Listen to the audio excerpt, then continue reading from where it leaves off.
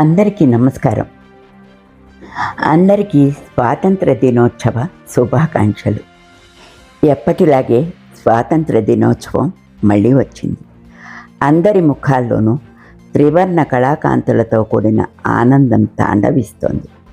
కనీసం ఈ ఒక్కరోజైనా పూర్తిగా దేశం, దేశభక్తి, దేశభక్తుల నేపథ్యంగా మీడియాలోనూ, సోషల్ మీడియాలోనూ, సమాజంలోనూ చర్చలు, వేడుకలు జరుగుతాయి.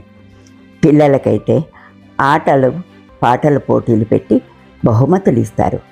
ఇదంతా సంతోషమే, కానీ మనమంతా ఇంత స్వేచ్ఛతో స్వాతంత్రాన్ని అనుభవించడానికి కారకులైన మహనీయులను ఎంతవరకు మన జీవితంలో భాగంగా చేసుకుంటున్నామో ఆలోచించాలి.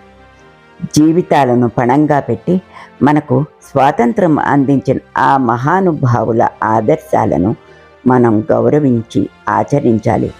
స్వాతంత్రం అనగానే మనకు గాంధీ, నెహ్రూలు మాత్రమే గుర్తుకు వస్తారు. వారిద్దరూ ఎంతో గొప్ప సేవ చేశారు.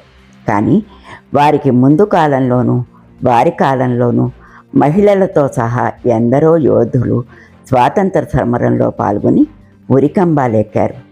రాణి ఝాన్సీ లక్ష్మీబాయి కీలక పాత్ర పోషించిన 1857 తిరుగుబాటు నాటి మహావీరులు అల్లూరి సీతారామరాజు, చంద్రశేఖర్ ఆజాద్, భగత్ సింగ్, సుభాష్ చంద్రబోస్, సరోజినీ నాయుడు, దుర్గాబాయి దేశ్ముఖ్, ఇలా ఇంకా ఎందరెందరో మన కోసం తమ రక్తం ధారపోశారు.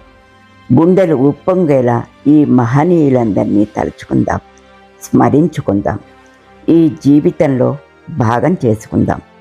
భారతమాతకు నిజమైన నివాళి అది మాత్రమే. జై హింద్.